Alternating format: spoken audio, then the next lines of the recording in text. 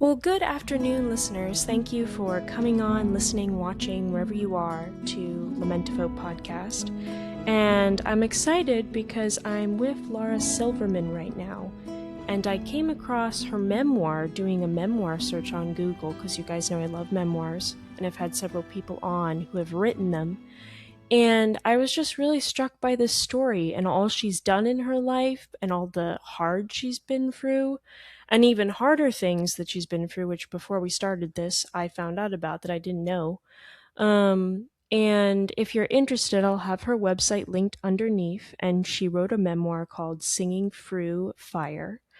And it really talks about just her sudden chronic illness that came upon her really in the prime of her life. But it's also a love story, how she met her husband, who actually 2 years ago today passed away, which I just found out about.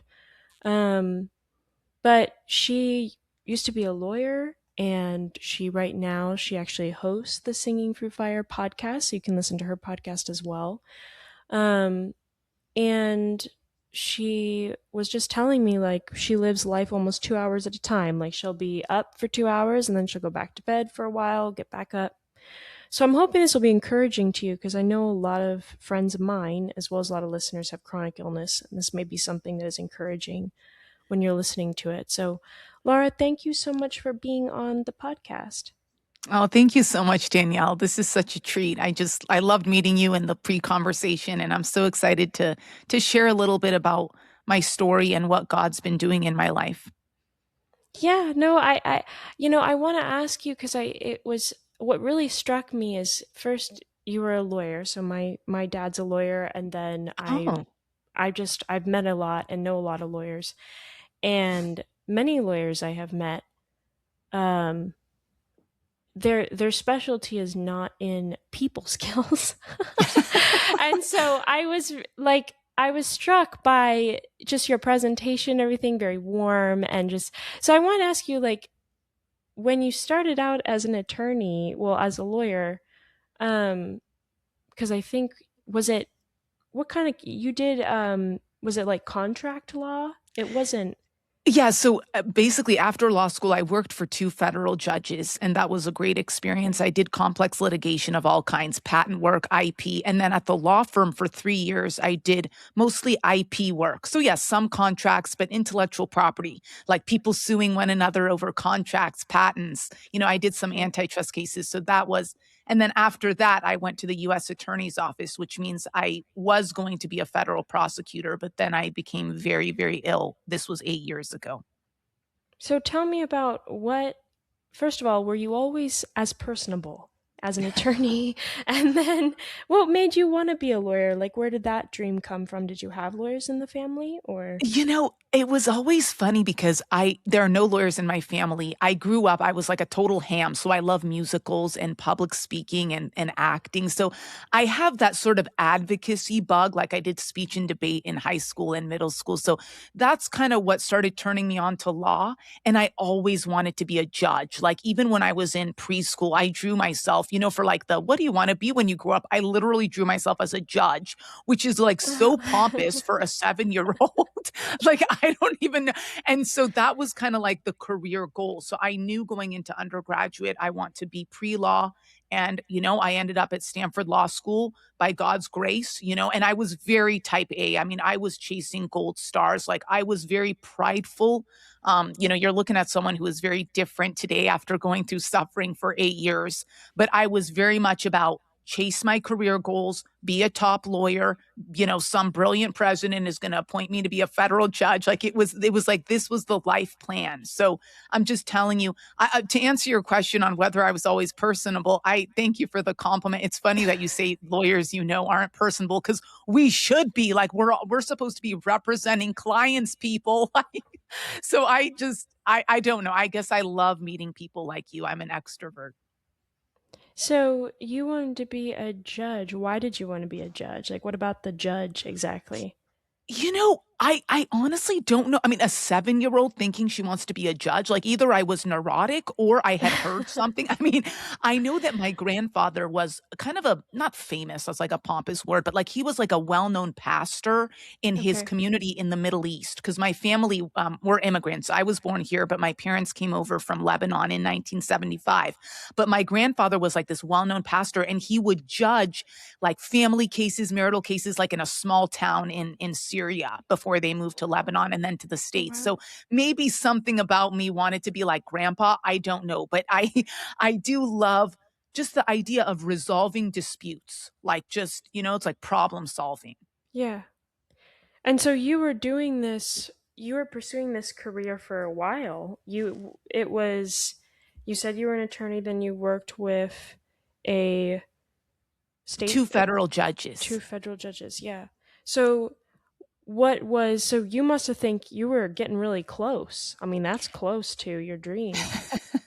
Yeah, I mean, I was like I felt like I mean, okay, look, I don't wanna, like, cast myself as some super prideful person. I always tried to be humble, but in my heart, there was a lot of pride in terms of, "All right, God is setting me up with all these connections. He's opened the door to all these amazing jobs with judges." I mean, you could say that I was being groomed, so to speak, because this is the pathway most people, who want to be a judge, you go work for judges, and then you kind of you do a stint at a law firm. I mean, this is like the golden path, and then you go to the US attorney's office, or on the defense side you do some work, in justice, and then you might go back to but the point is this was the path that I was just going on.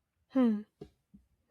And so when did you start feeling unwell? What age were you when you started feeling like, something doesn't feel right? Yeah, great question. So basically, I had practiced law for 5 years. I graduate Stanford Law School in 2012. I practiced law for 5 years. Everything's great. I'm like working so many hours a week, burning myself to the ground, probably not good. And I turned 30. And literally 3 months later, I start this dream job at the US Attorney's Office. It was always what I wanted to do. I wanted to be a federal prosecutor just to bring justice and help victims. And on the second week of that job, I fell just completely ill, like out of nowhere. And it was like I had been healthy as a horse, the first 30 years of my life. It was like all of a sudden I felt dizzy and fatigue and pain and stabbing at different parts of my body, just all these weird sensations and like weird turning sensations. It was basically, I had to go home. They gave me a 10-month leave. Okay. The office was gracious. And at Wow. first I was like, oh, the Lord is good. The Lord's going to deliver me. Like, just keep fighting, keep trusting. You'll go back to the courtroom in his timing. Why would he take you to law school and give you the dream job unless he's going to, bring you back? And lo and behold, days became weeks and weeks became months and after 10 months, I was still extremely ill. And, after CAT scans, MRIs, I mean, you name it. And the doctors threw like a million diagnoses at me. I mean, I could go through it, but it's basically, we realized and I say we, because my parents started kind of taking care of me because I'm, on a bed. And we realized I just cannot go back to the US Attorney's Office. And I will share this because it's a testimony for the Christians in the audience and also for anyone interested in how the Lord works in our lives. Hmm. Is the day before I had to resign or not, like they were expecting an answer, like, are you coming back? I'm praying, like, Lord, I can't believe you're going to take this job away. Is this really your will? Should I resign or should I beg them for another leave? And I opened my Christian devotional app that day, and it literally said, because the Lord always speaks to me through like coincidental timing and just the providence of, and the devotional message of the day was, has God's plans turned out to be totally different from what you thought they were going to be? Does it seem like he opened a door only to close it? And I'm like just in tears because the message was keep Wow. trusting him in the dark and submit even when it makes no sense. And I knew right there, man, I got chills. The Holy Spirit was telling me just resign and trust me. And I just resigned, and from there things went from bad to worse. So, what you said the doctors were giving all these tests, which I mean, of itself is really grueling and awful. And to not know what's going on in your body is also extremely frightening on top of stuff. Yeah. So, w- did they? After 10 months, like, did they find an accurate diagnosis? And then for you, was it like, how was your spirit at this point? Because you said you were really positive at first that this was going to get better and you were going to Yeah. figure it out. But after 10 months, did you even have much of a fighting spirit left? Or were you like, am I dying? Yeah. So excellent question. Basically, like that first 10 months spiritually, I was like, all right, Lord, this is all testing because God had me read a lot of books on suffering a few months before I fell ill. And I knew I was like, all right, it must be that you were kind of preparing me, Lord. Like, so I was kind of ready for it. I mean, in some strange way. And but I will say, like, as the years wore on, we'll get into that, I did start getting very bitter and very angry at the Lord, but that's just, we'll get into that. But basically, in the beginning, they gave me couple diagnoses, and I to this day am convinced, because it's been 8 years, because none of the 150 treatments that I've tried worked. I'm convinced that we don't have the right diagnosis. I mean, they told me vestibular migraines, they told me BPPV, SSCD. I mean, I do have two holes in my ears that expand when, due to aging. And I guess it just hit when I'm 30, and they cause vertigo. And I'm just a very, very severe case because, as we'll get into it, I've been hospitalized multiple times. But in the beginning, I just knew that I'm going to have to, resign. And so, should I tell you how things went from bad to worse, or? Yeah, yeah, go ahead. So basically, from there, things went from bad to worse. So at the time I resigned, I was still upright and walking. Hmm. After trying couple more pharmaceutical drugs, I was completely incapacitated. So on the bed behind me, I was bedridden for 3 straight years. I'm talking on a bedpan, okay, with my mother nursing me full time, spoon feeding me. I mean, in other words, I couldn't sit up to go to the bathroom or to even eat without the world around me spinning exponentially harder. So you can Hmm. just imagine. And the only time I left my house those 3 years was to be hospitalized, once at Stanford, once at UCSF. I mean, it was none of the doctors were able to help me. And in fact, to this day, it's been 8 years in, when I sit up, the audience can't tell right now, but the world is spinning around me, and God just sustains me. It's like a miracle, but then I have to slam back down. So today, 8 years in, I'm about 70% bedridden, but at least I can sit up for like 2 hours, and then I lay back down. And then I sit back up after 4 hours, and then I lay back down. So Hmm. but my point is, those first 3 years, it was unbearable. I mean, you were talking a Job-like season. And for the listeners who aren't Christian, like, Job was this guy in the Old Testament where he was like very righteous, but the Lord allowed Satan to kind of take everything away from him. And I'm not claiming to be righteous. I'm saying, it was like, why are you doing this, Lord? So my spiritual struggles started when I was completely bedridden, you can imagine. Because first I lost the dream job. Now I lost my health. And I'm like, what is happening? This is so confusing. I thought the Lord delivered. And I never, subscribed to the false prosperity gospel, the gospel that says, oh, once you join in with Jesus, it's going to be puppies and butterflies. Well, actually, no. If you read the gospels, like Jesus said, in this world you will have trouble, but take heart, I've overcome the world. We must go through many hardships to enter the kingdom of heaven. So, but I didn't realize how hard, it might be. And so you could Hmm. see, going from, this prideful, oh, I've got all my checklists. All I was waiting for at that point was the Christian spouse that I had been praying for, and all of a sudden I'm on a bed, I'm disabled. My whole church is praying for me. Every single door we tried, I think, 36 pharmaceuticals. All of them, not all of them, most of them made me worse, and none of them helped. And so it Hmm. came a point where I mean, we were just desperate. And I mean, I'm praying, I'm like, Lord, and he called me to acceptance. Okay. So, it was like just this patch where after a couple years bedridden, I just heard the Lord, he gave me Paul's chronic thorn in the flesh, the passage in 2 Corinthians 12. And then, like, everywhere, I mean, I wasn't turning, I was on a bed everywhere, like the next few days, my devotionals, and then friends were texting, just because my friends would text my mom to tell me.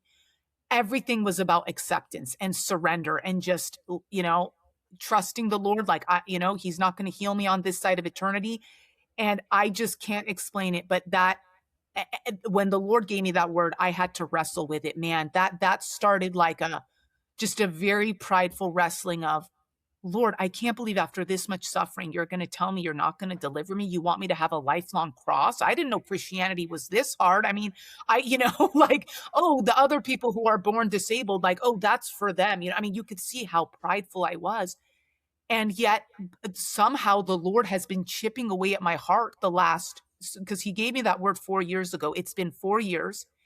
And, he has just sustained my faith and grown my faith from that moment. But you can imagine my whole life has basically changed. So I'll stop talking. Maybe you can ask questions. And that's not the end of the story. There's like the love story part, but maybe you can, if you won't have any questions. Well, I mean, gosh, I mean, so you're in bed, the world's always spinning, you're saying, right? Yeah, It's it's just nonstop. like, so even when you lie down, you don't Yeah. get a break. Right. That's the most debilitating part is even when I lay down after this podcast, it's just turning. And I'm telling you, Danielle, the only way I got through this is the Lord has sustained me. Anyone out there listening to this, and I'm not on a soapbox here. I'm telling you that if you are not a Christian, I would not be a Christian today if the God of the universe literally did not encourage me this entire 8 years. Like, imagine if He just wasn't speaking to me or encouraging me or directly, just giving me comfort literally on a day to day basis. Like, I would have quit Christianity a long time ago, and no one can convince me it's confirmation bias. It's just coincidence. I mean, because I'm a lawyer, I have kept diaries, and this is how I wrote my memoir because I had the proof of how I would pray and then the Lord would answer. Like, I would, it wasn't the answer I wanted. It wasn't healing, but He would kind of give me a different scriptural truth, the same one I was thinking about. Then the next day, my devotional had that truth or whatever. It was just so clear. And there were miracles along the way. We could get into that, but it wasn't healing, but there were other miracles I can explain. But the point is, like, the God of the universe has sustained me. Otherwise, I would be either depressed, suicidal, not that there's anything wrong with going through patches of extreme emotional despair, many of which I have been, but at least I never went there only because the Christ's joy was sustaining me and that you can't explain it. You just can't explain it. Wow. And so do you feel rest and sleep? Yes. Is I mean, when I fall asleep, yeah. In the first 5 years, I couldn't sleep. It was very difficult. But somehow this last, like the Lord has kind of moved me into another season where I can at least now walk. And by the way, the only reason I can sit up these days is because my blood pressure doesn't drop. The first 4 years, for some reason, my blood pressure would drop.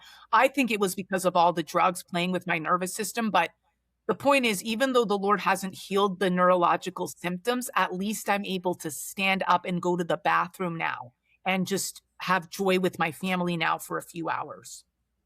Well, how do you keep yourself straight? I mean, if everything's turning, I guess over time, right? You get used to it and you figure it out. Yeah. Okay. So there's two different types. It's hard to describe for someone who hasn't had vertigo. There are two different types. There's one called BPPV. I'm sure many of I hope your audience hasn't had it, but many people do have it where literally it's 360. And I have had that many times. That's like full screening. Okay. You have to be just, horizontal. And so I've had that many, many a time. Okay. And then I also have this other kind of chronic nonstop vertigo, which the doctors haven't been able to diagnose because I'm just apparently a very severe case and we really don't know why. But basically, when I sit up, it's turning. I don't know how to describe it. Like, I can see this laptop here, but behind me, my eyes see a visual of turning, but I'm able to kind of ground myself. Does that make sense? It's hard to Yeah. describe, but it's basically a faulty connection between my ear and my brain. And Wow. the research for vertigo is very underdeveloped. I mean, it's so anyway.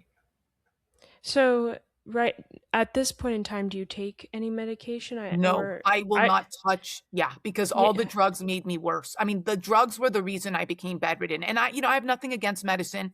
I mean, like I was desperately hoping the Lord would use medicine to heal me. I do believe He uses, human means as well as, miraculous means, but He chose not to allow the medicine to help me. So, tell me, so we go back, we go to the point where you said you now know that the Lord has showed you that you're, well, really told you for lots of people, it seems clear that you're not going to get better in this life. So you have to wrestle with that, which Yeah. you said has been like a 4 year process of wrestling, like Oh, chipping away at the wrestling of like, okay, this is not going to get better. Um, so then your memoir, of course, highlights how you met your husband. So how did that happen if you're not leaving the house except to go to the yeah. hospital? Yes. Okay. So here's where God is the God of bringing miracles into dungeons. I mean, literally. Yeah. So I mean, he is the God that brings resurrection from death. I mean, you can't write this love story if you tried. What happens is there's this guy named Matt. Okay. He was this biochemical engineering PhD from my church. We were acquaintances from years back. I mean, it was very casual. And he was like this theology nerd, and he was very wise on suffering because he had had cancer as a kid and he had, healed. But then basically he was calling me once every like 3 months while I was strictly bedridden to kind of just because he was on the deacons council, like he was just to give me spiritual encouragement because I was just in despair. He would call and it would be like a fresh of breath air, and there was nothing okay between us. What happens is when the Lord calls me to acceptance, I'm like angry at the Lord. I am like, I loathe you at this point. Yeah. I've been on a bedpan. Like, I'm like, I was supposed to be a judge. I mean, you can imagine like the pride of losing my own dreams, which is all just pride. But basically, right at that moment, I invited Matt over. I told my mom, call someone from church. Let's get that Matt guy in here. I need a visitor. I haven't seen anyone in 4 years. I'm going to go crazy. And so he comes, visits, and I can't, he starts giving me a solid theology of suffering. Now, he had already been kind of speaking into me to kind of encourage me, so the Lord was using him as Christ's body to encourage me, to help me to focus on eternal blessings rather than earthly blessings, right? And don't hear me wrong. There's Christians are not the kind of people who are like, well, let's just all die because heaven's great and who cares about earthly blessings. No, we love the gifts that the Lord gives us on this earth. We treasure life. It is a gift. But if the Lord calls us to make certain sacrifices and surrender on certain points, we have to surrender to that call. But anyway, the point is, Matt waltzes in here after about 8 visits. I can't explain it, Danielle, but basically, we just, and by the way, I'm on a bed, okay? I'm trying to sit up in a wheelchair because you can imagine after not walking for 3 years, I was 90 pounds. I mean, you can just imagine we were trying to sit me up in a wheelchair. It was absolutely horrible, but the Lord was with me. And Matt's sitting next to me. And here's the plot twist. He had just been diagnosed with stage 4 terminal cancer himself. Okay. So I'm on a bed. He's sitting next to me with his chemo pump attached. Okay. And he's speaking into me with the theology of suffering. And he's like, oh, I don't mind dying. I mean, he wasn't, it wasn't like that. He was like, you know what, whatever the Lord's will is. And I was like, who are you? And why are you not angry at the Lord? Because I just like his faith was just out of this. And I'm not idolizing him. Like if you had met my husband, it just the kind of faith he had just blew my mind. Mm. And after about 8 visits, we realized we were crushing on one another. And it was like, what on earth? Like he cracks a joke, I crack a joke, you flirt a little. I don't know. I mean, we were just both in the middle of this crazy suffering. And we prayed about it, and the Lord answered very clearly. And he said, I want you to take this gift of joy in your mutual suffering. And right there, and by the way, for people out there who are like, what do you mean the Lord told you? I prayed desperately one night. I said, Lord, do you really want me to marry a man with cancer? The next day I wake up, I think it was the next day or whatever. You get it's in my memoir. Yeah, I think it was the next day or the day after. But the point is, one of the devotionals was about a couple where they got married. And then shortly thereafter, like 2 months after, the woman gets diagnosed with cancer. And the message of the day was the Lord encouraged that couple to take this joy even in the midst of the grief.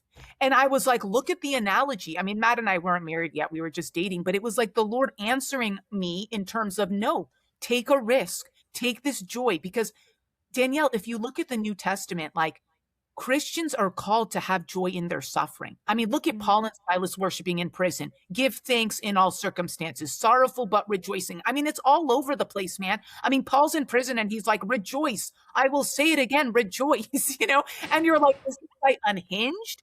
No, it's just the Lord gives us joy in the grief. Okay, yes, it's great when there's a deliverance and we're all begging because we're all like, Lord, save me from this stupid.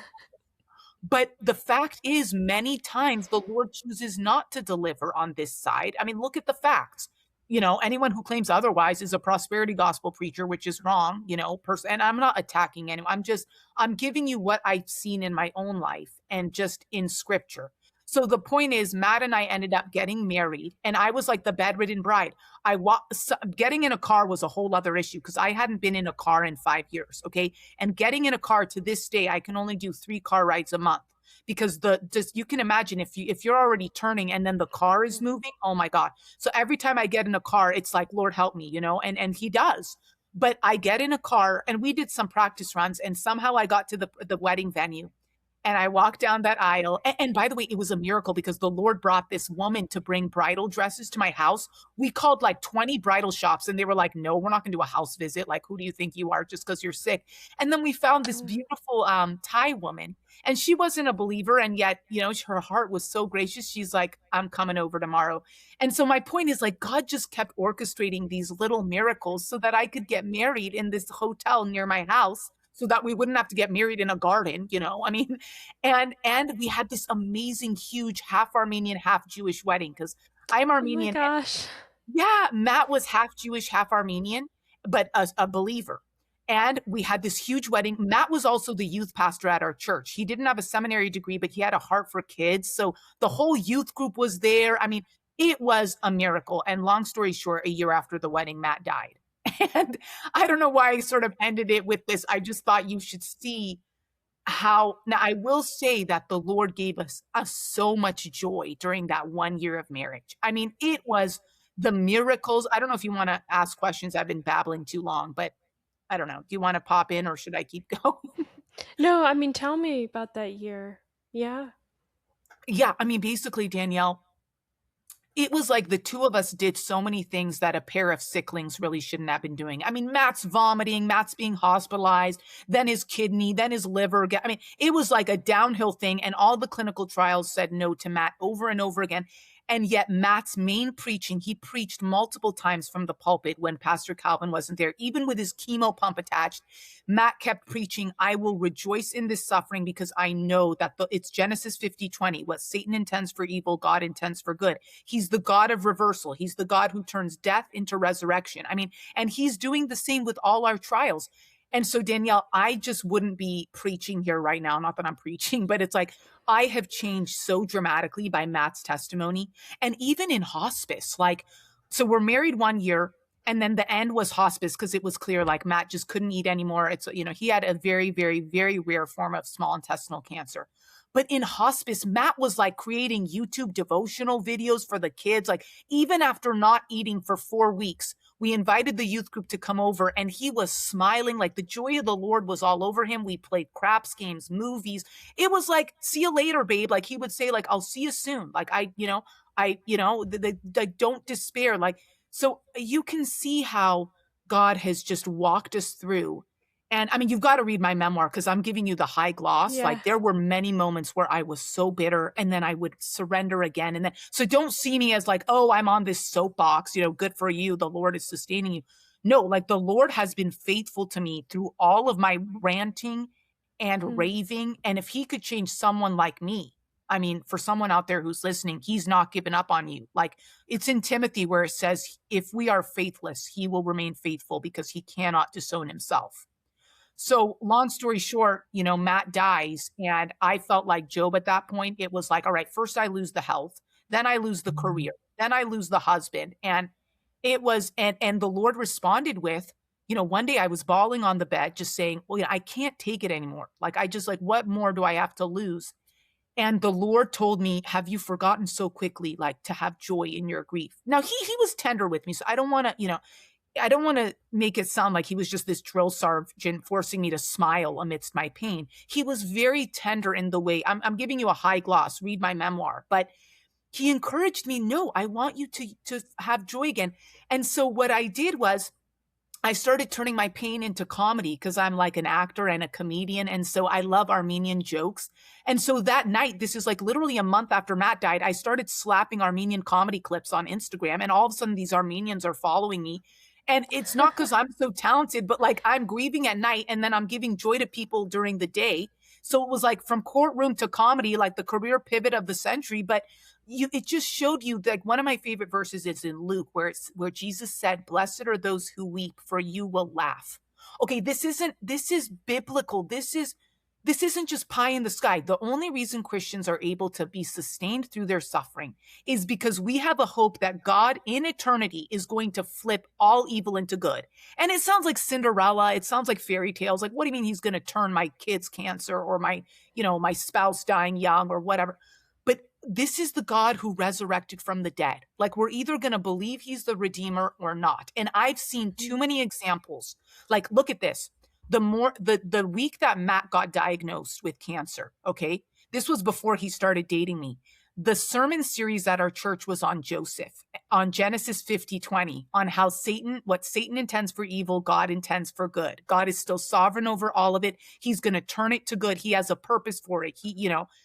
And basically the day that Matt died, I opened my daily devotional and it was on Genesis 50:20. And the message of the day was, how encouraging is it that Genesis 50:20 applies even when the Lord doesn't give an earthly deliverance? It still applies. And I was just bawling. So anyway, I've talked too long again, but like, No. you can see the main theme I would want anyone listening out there to see is you can have joy in your grief. In fact, God calls you to it. I'm not saying slap a smile on your face and prematurely rejoice. I'm saying trust that the Lord has a purpose in this, because he is not an arbitrary God. Anyway, I'll let you drive. No, I mean, okay, so like, you marry him, but you know he's probably gonna die because stage Yeah, 4, that's when everyone's kind of like, okay, in a really sad, yeah, like, people kind of give up hope around yeah, you. They're like, stage 4, should we keep praying? yeah. Um, which is sad. Not that shouldn't be the case, but that's just kind of the gut human reaction. So you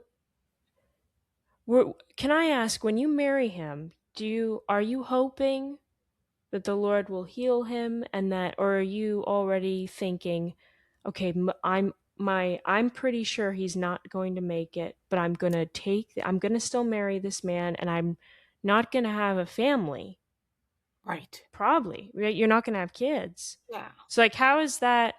That in of itself is a grief that, like, Oh, I don't yeah. know how you're, Yep. can you, like, how did you, because I don't yeah, I mean, obviously, whenever we say I don't know how I would do it, we're not in this situation, so it's easy to say that because we don't know what the Lord would do.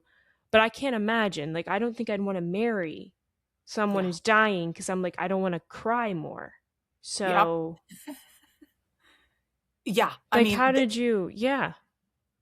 I'm telling you, like, when I was dating Matt, I mean, there was a lot of stuff going on just with my own grief as well. Like, when you read my book, you'll kind of get more detail, but I just knew that the Lord was calling me to move forward with this, even in my own grief.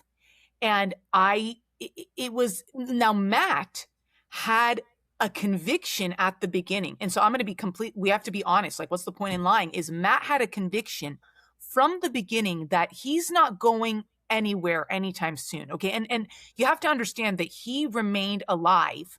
That's kind of a weird way to say it, but he stayed alive for 3 years after diagnosis. And usually people with this very rare cancer die within 6 months. It's extremely rare. And the statistics are like 95% of people die within 6 months. You can look it up. And Matt was Wow. a cancer researcher, by the way. He was like a genius.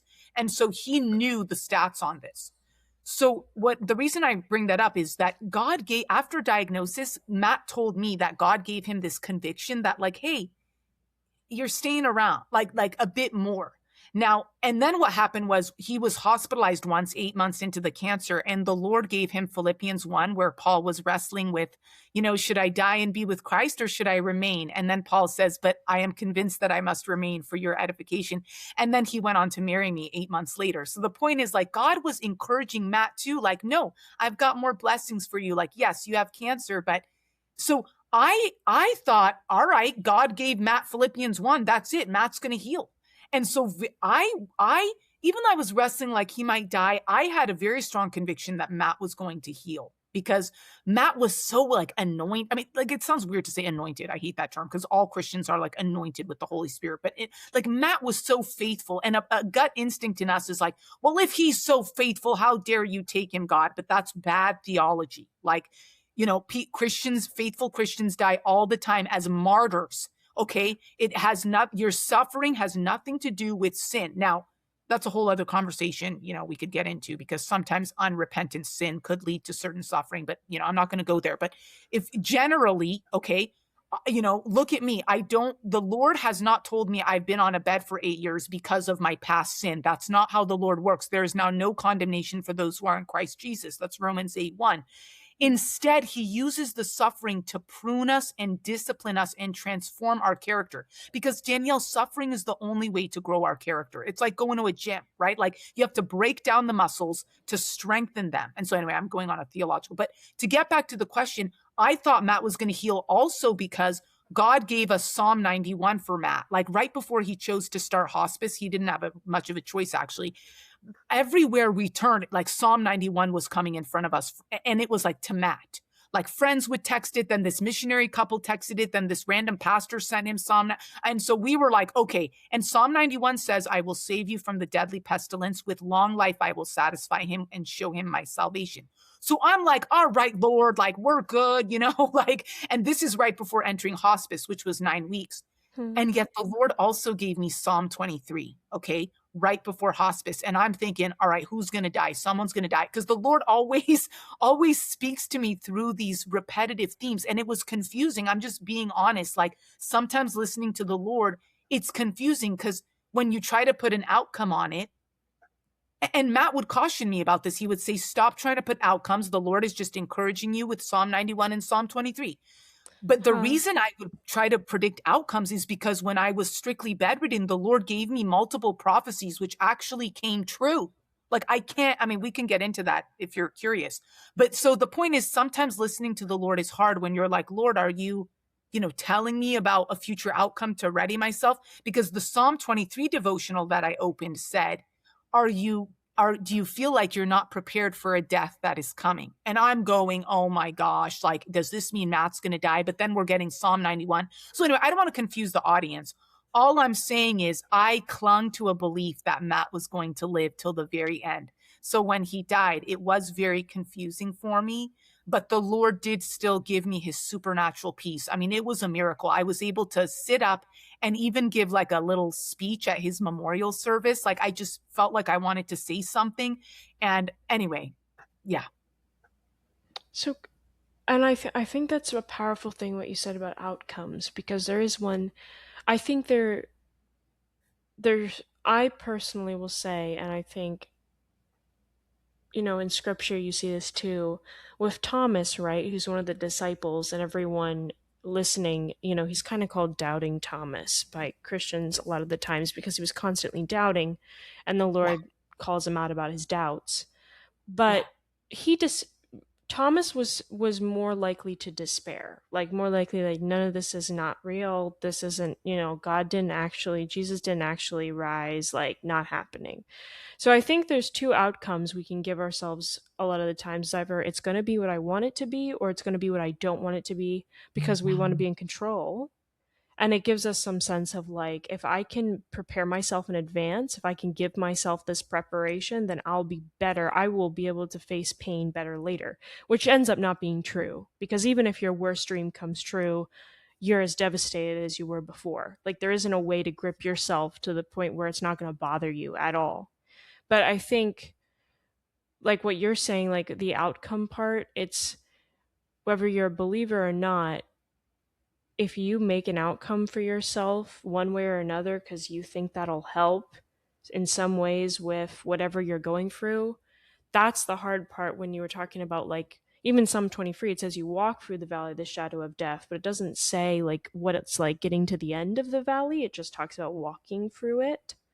And Yeah. so it's just, I think that's such a powerful reminder, because I think like we all want outcomes. It's all we focus on because the outcome seems the most important part. And I Yeah. think what you're saying, like just how powerful it is that you had to, like, you wanted an outcome, but these verses were more, like your husband was saying, of encouragement to you, but the outcome was what you really wanted to know, but you couldn't know. Yeah. So that's the hard part. Yeah. Exactly. And it's hard, Danielle, too, because in the walk of faith, sometimes the Lord does give us prophecy. I mean, I don't know what your denomination is, but I Yeah. I believe the sign gifts are active today. And I'm not a cessationist anymore. And I was raised in, sort of cessationist circles, but after being on a bed for 8 years and experiencing certain demonic things, certain godly things. I mean, it's been like spiritual warfare all around me. Just, Yeah. and I think in suffering, it just trauma opens doors and whatever else, read my book. But where was I going with this? Oh, in other words, the Lord does give promise. Like, for example, in 2017, 1 year before I fell ill, the Lord gave me a promise of marriage. And like, for example, one day I was sitting and just sort of praying and saying, Lord, like, do you have a husband for me? Please, I'm begging you. Like, this is one of my heart's desires. And this was after praying many years. So it just happened to be this one night the Lord answered because my devotional was all about rainbows and how it can act as a promise to a believer on a certain, thing that their heart desires. And the next day, my friend sends me this, or no, sorry, it was a few hours later, a friend in the States, because there's a UK thing. My friend in the States sends me this text and says, like, I'm praying for that the Lord has a husband for you. And she puts a ton of rainbow emojis. And I'm thinking, okay, all right, Oh, this is a confirmation. Yeah. And then the next day, I kid you not, in the mail, I have this really strong Christian friend in the UK. I'm in California. I get this mail and it's like a card with a rainbow on it. And it says, I'm praying for a husband for you. So I was like, all right, I know that the Lord has a husband for me. So then I'm slapped on a bed for 5 years. And you can imagine on that bed, I'm like, all right, I'm never getting married. That was a lie. Lord, you're a liar. I mean, you can imagine all the things in my mind. Like, is the promise going to come true or not? And then Matt shows up out of nowhere. So you see how, and by the way, this gets even wilder. So, and you have to understand that I was not raised in charismatic circles. I was not looking for signs. In fact, people who testified stuff like this, I was like, all right, they're either a loony. I mean, I was very judgmental. Like, I just didn't believe Christians yeah. because I was raised in cessationist circles. So I'm not making this stuff up. So I'm dating Matt and I'm praying, do I marry this guy with cancer, this, that? And my friend Maria in New York, actually, anyway, I was going to say in my memoir, I called her Lisa because I changed some names for privacy purposes. But anyway, it doesn't really matter. But the point is, she tells me one day that her Bible study group in New York is praying for me, and a woman in the group has the prophetic gift. And at this point, I'm like, what prophetic gift? I didn't believe in the sign gifts. This was 4 years ago. And this woman has a vision while they're praying of me standing in a field with a rainbow above my head. And the Holy Spirit told her to tell me, okay, her story isn't over. I have a promise to give her. And this is as I'm like begging, like, Lord, do I date Matt? Do I not date Matt? And so it was just sort of like this. And then the next day, my dad and I are at the front of my house, and there's like this big rainbow Wow. across the front of our house. Yeah, you've got to read my book. And so it's like, I can't make these things are not coincidences. Like the skeptic, the atheist, whatever will say, you're just confirmation bias. Like I can make up my internal reaction to these events, but I can't make up the timing of this person having a vision with God giving us the rainbow. I mean, just all these things. So I'm trying to say that to get back to your question, God does give us prophecies sometimes. And Yeah. that's why I've had a hard time trusting him, frankly. And I'm better at it now. You're seeing me 8 years in. But when I'm better now at, okay, may your will be done. Whether this prophecy is true or not, Lord, it's not my job. Like, you're in charge of the Hmm. result, right? Yeah. No, yeah, no, I think that's a really good, for sure, because I mean, I haven't had, because the way the Lord speaks to me is definitely different than the way He speaks to you, and I think it's different for everybody, but Yeah. I've definitely had moments where the Lord gave me something that at the time I was very confused and understand, and then later on I was like, oh, that was a sign of something to come, but I didn't understand it at the time. Yeah. Um, but after your husband dies, I can't, it's so hard because I'm like, I can't understand this grief. It's like way too much for me to understand. So he dies, you've been married for a year. That was 2 years ago to the day. It's actually not today. I just wanted to clarify, not that it matters. It was June Oh, 10th. Yeah. oh, June 10th. Okay, well, Yeah. no, that's a little more encouraging for me because I was like, gosh, how can this get worse? Maybe it's the same hour. um, but how did you go from there? I mean, did you did your because I so you would take care of each other, I'm assuming, right? Yeah. Yeah. I mean, we were And most of our marriage, we were bedridden holding hands because he was oh, fatigued and I'm bedridden. But now I moved back into my parents' home. See, he had a house and with, we slowly with a car, with stopping every few miles, we got me to his house. So, yeah. I mean, and I started, I was doing more car rides, but very painful every time. But after Matt died, I came back into my parents' home. so you would sit, you would be in bed and hold hands, you would just talk? Yeah, basically. I mean, like our 1 year marriage, we would just lay there. No, we would sleep. I mean, you can't write it. Like, yeah. Oh, and I That's didn't so mention, like, sweet. we had so much fun in marriage. And this goes to show you that there is a God also, because it's like, we really should have been just so depressed. And yet the Lord called us to Ephesians 5:16, which says, make the most of every opportunity because the days are evil. And so Matt was like, no, we're going to live for eternity. Like, because when you realize that you're not going to live forever, Danielle, it sets you free. Like there's this great Charles Spurgeon quote I love, which says, to be prepared to die is to be prepared to live. And man, Hmm. so we didn't stop. I mean, we were bedridden most of the day. I mean, he wasn't. He had some supernatural energy, but God gave us the gift of music. Like I started learning violin randomly. I mean, you can't make this stuff up. Like even though I can't turn my neck down, one day was watching in bed. I was watching this violinist on YouTube, and I was like, I want to do that, Lord. And I just ordered this like $50 violin off Amazon, and I sounded horrible, like a cat screeching and dying. But I mean, it just gave us joy. And he's a flautist. And then God kept giving us these, like even 3 weeks before Matt started hospice, we held a 1 year anniversary gala at my church where we raised $13,000 for Matt's Haiti missions team because Matt was also a missionary because Matt was literally perfect. I mean, I'm not idolizing my husband, even though I used to, but it's like, and so we raised all this money. I got dressed up in this gorgeous, beautiful dress. Like my mom had to like help me get into it and whatever else. But it's like the point is God gave us these snippets of joy and then we started a YouTube channel called The Silverman Show. And Yeah. I'm a jazz singer. Okay. You can understand now why my book is titled Singing Through Fire. I'm telling you, we started uploading Matt's theology, his sermons. We started uploading kids' devotionals for kids. We started uploading my jazz covers because you have to understand, I had been bedridden on a bedpan for 3 years. I was craving music. I was craving. And so I felt like the Lord was, I mean, he didn't give me an explicit sign on this one, but one day I was like, I want to sing jazz again because I used to be in a jazz band. And so I would sit up, I would record myself with this ghetto tripod and, wear these musical theater costumes that my mom had purchased for me from years back. And I would put these jazz covers on YouTube. And slowly our subscribers started going up. We're at about like 700 now. It's like a baby channel. But the point is, people started watching Matt's theology and my music. And it Wow. just became this thing of Joe. You remember how God made Joseph fruitful in the land of his affliction? Here we Yeah. were like the pitiful couple. And yet our testimony to everyone was, shut up. You can laugh in your grief. I mean, not shut up. I was saying it like to myself, like Right. God had to drill it into me, like stop wallowing. Like I'm tired of your self pity. Lara, I want you to take my joy. And so God has really chipped at me. You can see.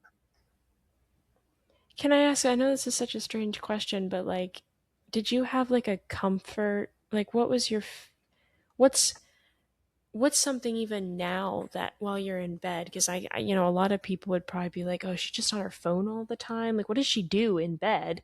Um, but like, what is like the comfort thing for you in bed? Like, do you have a pet now? Like, do you have some Oh, like what is like something that you love that gives you some, like you're talking about, some earthly joy while you're in bed? yeah, that is such a perceptive and good question because So the first 4 years on the bed, I couldn't tolerate electrical stimulation. So I had no phone. My mom would put on Christian meditation or whatever for me to just listen to from afar.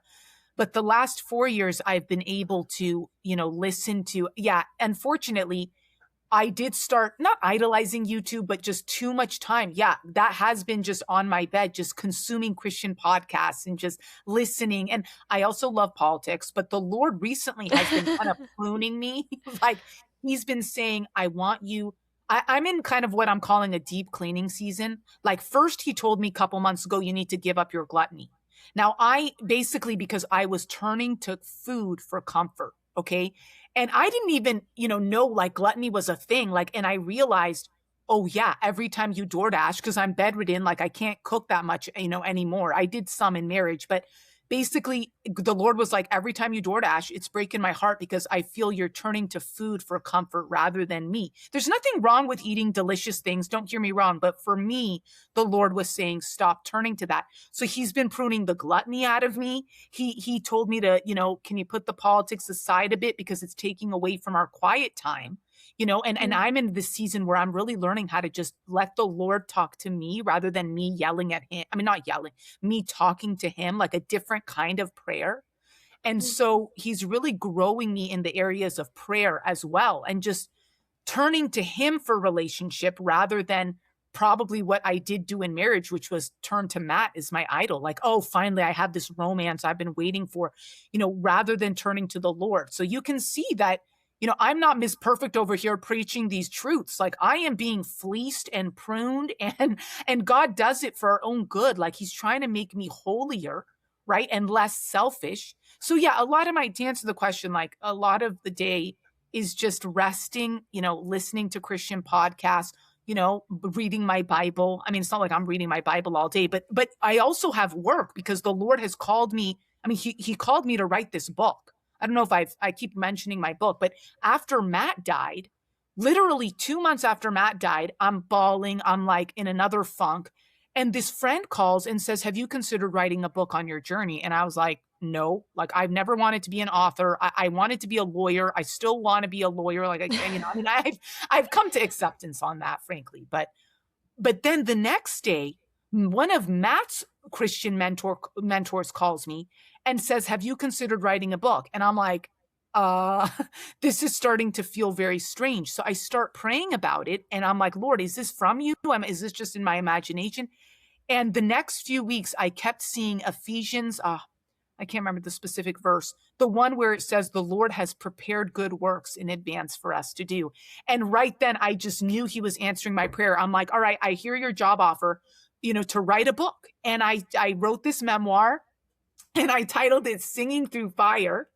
And I tried to make it funny because there's so much suffering in it. Like, how are you going to get through it without, it's also a romantic love story. I mean, I kept it God glorifying, it's closed door, but it's clean, right? But it's just this love story that the Lord wrote for both of us on the brink of eternity for Matt.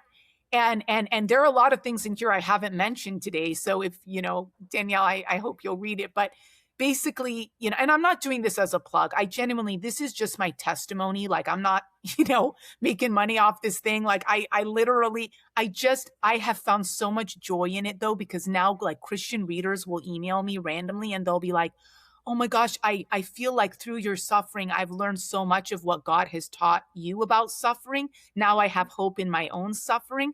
And so, man, those moments, it's like tears. It's like, and then when you emailed me, I'm like, this is great. Like I haven't, no one has randomly asked me to, I mean, I've been on like 75 podcasts, but they were mostly, yeah, but they were mostly through this thing called Podmatch where you find, connections and stuff. So when you randomly emailed me, I was like, oh my gosh, I'm a celebrity. No, I'm just joking. I made that as a joke. I mean, what I'm saying is It's it's nice cool. that Yeah. the Lord keeps bringing things into my life to just, it's his story for his glory. And it's cool that I get to be a tool now. So anyway.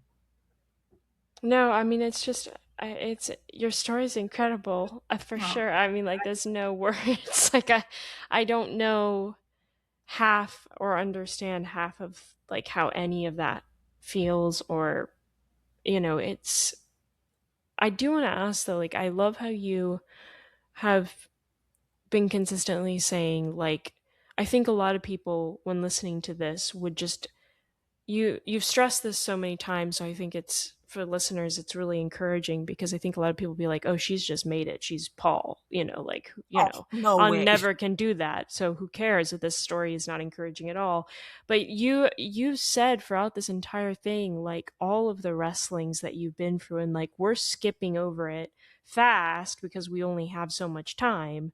Yeah. And obviously your memoir is much more detailed, which would, people should read it, and that's why I'll be linked underneath. But it's like, you went through all these wrestlings, and then you're talking about the high points or the things that have happened in between.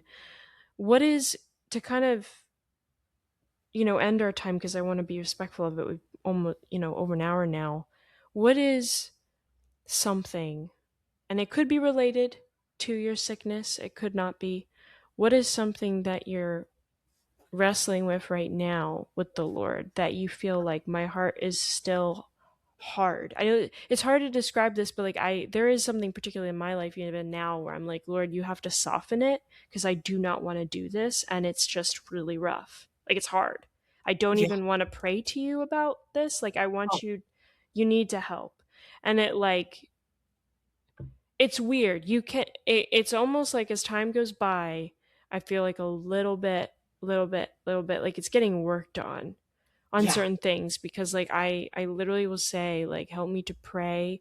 Please, I'm praying that you will help me to want to do this, because I don't want to. So I'm praying that you will help me want it, because I don't. And then you keep going down. It's like really long, like, boop boop boop.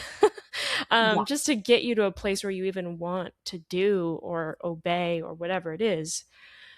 Um, so like, what for you right now in the season you're in is something you feel your heart is still hard on?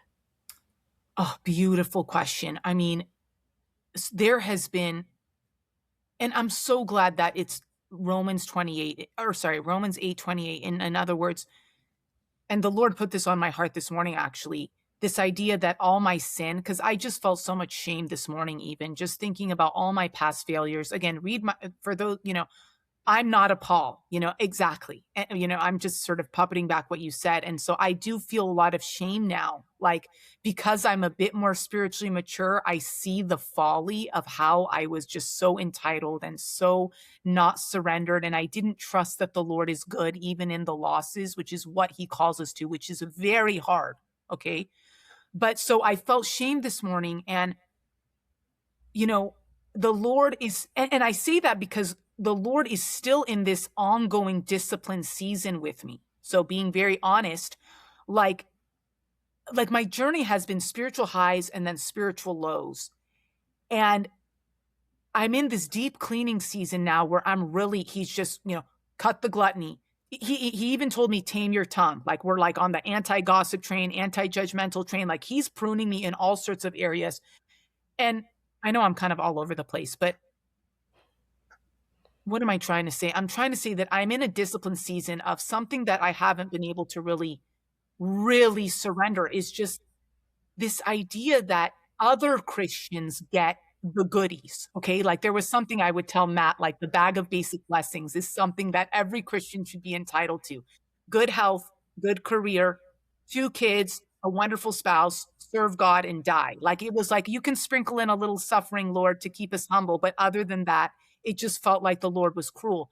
And so for me, something I've been struggling with is envy. Okay. This idea of, Mm. Lord, okay, I understand you want to prune me, but why is it that every other Christian woman on social media, I mean, this has been my downfall, has the 2 kids, has, the Christian husband, and I'm over here on a bed as a widow without any kids. And so he's really been working this out of me, because I've been able to surrender, like, vis-a-vis myself. Like, all right, Lord, this is the path you have for me. Like, I know there's a million purposes for suffering. It's all in my book. But why then do you bless everyone else? Like, why am I, it's almost like, why don't you prune them, or what?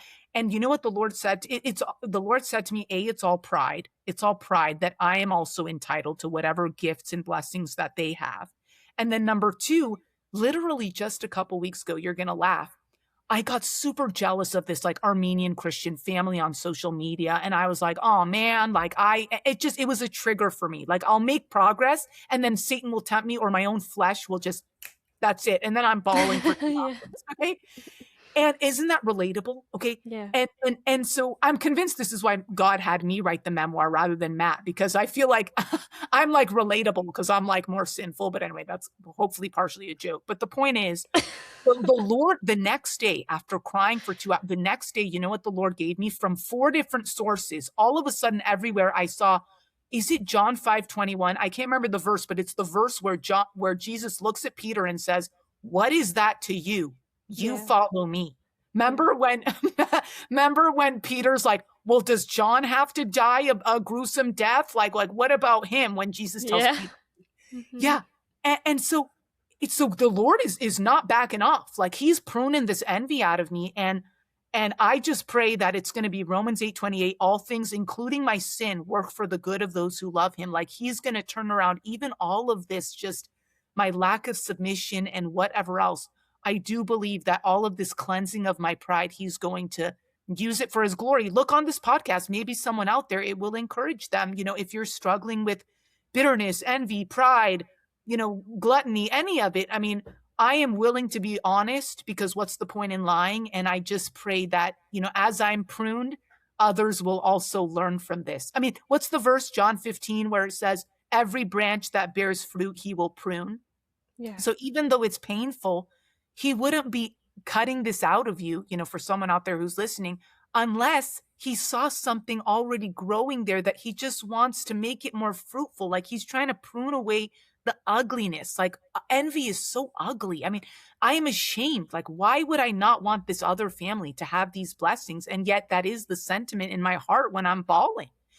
So I'm just being honest. This is something I'm still wrestling through, but I do believe Hmm. I'm making progress because now the last few weeks, when I see, something that makes me kind of, I immediately bless them because I'm like, all right, give them more kids. Like, let's just, and I just want to say something for someone out there who feels fleeced today. Like they've faced so many losses. The only reason that we are able, I mean, it's not all about rewards, but I just want to say, like Jesus said, if you lose something for me for my sake, I will reward you hundredfold in eternity.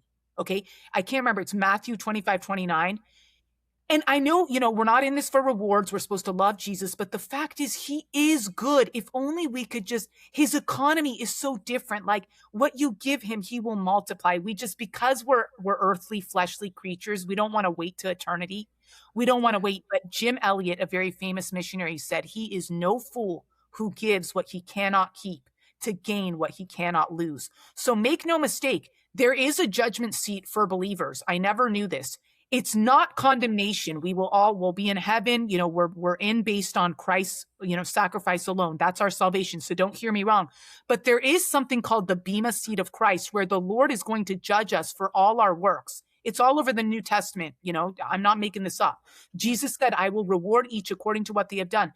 And suffering, okay, it's in Hebrews. Suffering leads to reward. Now, this isn't some masochistic religion where we're like, oh, we got to suffer to get, goodies up there. It's if the Lord calls you to do it for his honor and glory and to advance the gospel, which by the way is one other key reason he allows us to suffer. That's a whole other conversation. But if he allows it for that, make no mistake, he will reward you in eternity. And so that I want to end on that because that might encourage someone out there. Like he's not fleecing you just to fleece you. If you're feeling bitter, he has something eternal he wants to give you. Like when the Lord talked to me about envy, he also said to me, I'm not just, fleecing you just because, you're going to be a bad mom or this, that. I want to do something in you eternally so that I can bless you in eternity. I mean, we have to think long run, people. We're not living here forever. Like eternal life is knowing him. It's Zoe life. It's not Yeah. about getting all our earthly blessings here, which is what I thought 10 years ago. So I'm like the poster child for this generation because we're all about self, self, self. And yet Jesus is saying, he who wants to follow me must take up their cross and follow me. Deny yourself. And it's so counterintuitive, but it's the way of the cross. So Yeah. Well, it's it's not a temporal mindset, it's eternal mindset. That's the hard part because as a human, Yeah. And as a fallen, as we're all sinful and we do bad things, we always think about the temporal. Everything, like whether you have a headache, whether your kid is screaming at you, whether you didn't get enough sleep, you're Yeah. always thinking about how it affects the moment you're in. Not like, oh, this headache will go away. Like for me, my biggest, like if I have a really bad headache, my mind will just instantly go to, oh, the worst is going to happen and maybe I'm dying. And it's like, that's not, that instead of a more temporal mindset is like, this is just for now, however long now is, Yeah. and then what's after. And that's the part that is like the focus instead of just always, and it doesn't mean you don't live in the present, but we are very temporal. Like the pain we're in now defines everything. It's very Yeah. easy because we're like, this really hurts so bad. We can't think beyond it. And then I think that's like what you're talking about is, well, looking beyond just the pain of now, no matter how bad the pain is now, because it's very valid how your pain is now. But Yes. beyond that, what is going to happen? Yeah. Because that is really important to think about, because that's what's going to be forever, not what you're in now. And that's just, it's hard. It's really hard. Absolutely. And I want to leave the audience also with Second Corinthians 4:17 because it speaks into what you're saying. This was the verse that God gave me after calling me to acceptance because I was like, what is the point of this? Are you serious? I'm going to have this lifelong cross? Like I can. And that verse says, our light and momentary troubles are achieving for us an eternal weight of glory that far outweighs them all. So you're looking at the scale, like, and you're thinking, all right, this being bedridden stinks. Okay, it's atrocious. Like I'm not saying it's awesome. And then you've got, but it's creating an eternal weight of glory. Yeah, I don't know what it is, but the verse right after says they are things unseen. We put our hope in things unseen. We can't see them, but we know that it's coming. So by you want to make that trade because this temporary pain is creating this eternal glory. We're talking glory. I mean, we don't realize this as Christians. God wants to share his glory with us in eternity. I mean, it's wild. Like Jesus said it multiple times, I want to share my glory with my children. And Yeah. so if you're just willing to stay in the pain a little longer to do this trade, I mean, it's worth it. Any investment advisor would tell you it's worth it. And yes, it is painful. Like I think the Apostle Paul is not mitigating how severe your pain is. I mean, Paul No. himself was shipwrecked, beaten, stoned. I mean, the guy, and yet he was able to say it's worth it. Yeah. Yeah. Yeah. Well, I mean, when you talk about the cross, it's the same thing, right? When you look at the Yes. cross, I think that's one thing that's hard for me. I think I've heard it over and over again, and it is something that I've started to reflect on. We do wear the cross a lot for jewelry and lots of things like that, but when you really think about it, it's like it's a very gruesome thing. Like that was what Christ endured so that you could know God. But that was like the worst form of torture and torment you could possible. So like he understands physical pain more than anybody. Like if you're chronically ill with physical pain, he's got you with with that. Like he understands completely. Um but it's like the cross when you look at it, like it's dirty. It's messy. It's really really hard and sad. And it's like what you look at beyond the cross. Like what was beyond it? Well, Christ rose again. He's opened heaven for us to, it's now accessible. We can now talk to God. We can now be forgiven of our sins. We have a mediator, Christ, who's constantly praying on our behalf. Like we are not alone. Man is not left to figure himself out. Man now has a route to God. And yeah, when you mention the cross so many times, bearing your cross, like it's okay to say the cross is really ugly because it is, and that's your pain, your suffering. It's really ugly, it's awful, it's terrible, it hurts really bad. But it is the beyond. And knowing, I think what's comforting to me too, when I think, just when reminded by listening to you, is that Christ suffered too. So it's not like he's going, suffer for me. So just do it for your, for me. that's a very narcissistic. You'd be like, no, of course I'm not going to do that. But he didn't ask you. He doesn't ever ask you to do Yeah. anything he didn't already do Yeah. multiple times.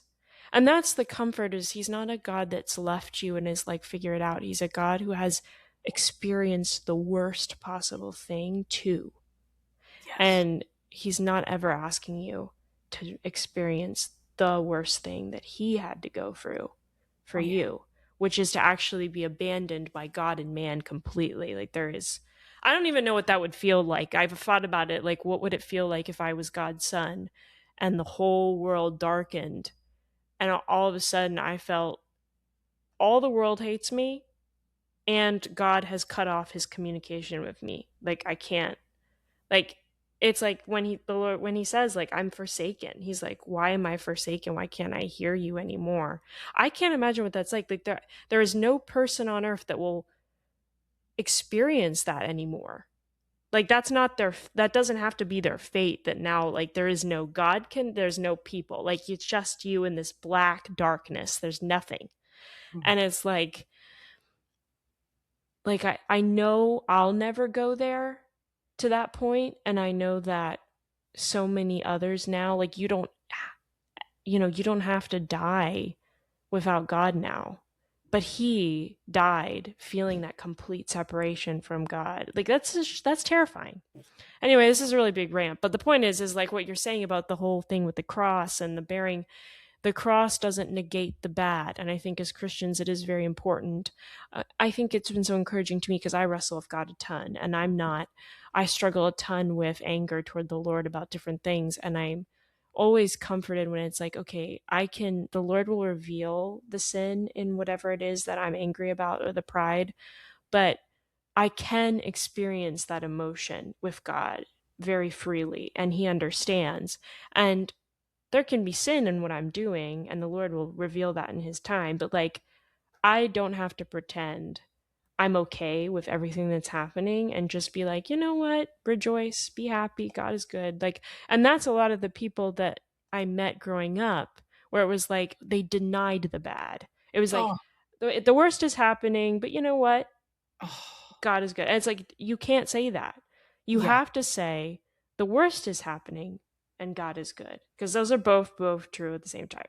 But it's so important you say both, which is, I mean, you were asking about the podcast and the title. Like, that's why it's called that, because lamenting hope, but it's hope with a purpose. We're not, it's like pain with a purpose. Like, we're crying, we're like, I am dying here, but we're going somewhere with it. We're not going down. We're not ending. We're not giving up. We're like, where are we going? Future look. And it's just so hard. But I'm so, like, your story, it's such an encouragement. I'm like so hopeful. I hope people will read it. And for those of you who are listening, you're like, this is just really weird. I don't get this story. These two people are like crazy people. I would encourage you, if you want to be open minded, as like we've always talked about on this podcast, all the people I've had on, everyone's very different, all different beliefs. Please read her book. If you want to be open minded and think about it, then I would encourage you to at least give something a chance and look into it before you judge very quickly about how loony we all may sound. But, you know, Laura, I'm so grateful for you, and the fact that you would sit up this long for me, and I know you're dizzy and probably feeling sick, and just, I'm so grateful that you made the time. Thank you so much, Danielle. I mean, I have had such a marvelous time. We have great friend chemistry because I've just lit up on this podcast in a way, not that the other ones were awful. It's like, hopefully the other ones won't watch this, but I've just really enjoyed this. Thank you for all your very thoughtful questions. And I pray that it blesses someone out there. Yes, and please enjoy your 4 hours of rest. Thank you. For the next bout. All right, bye, Laura. Thank you.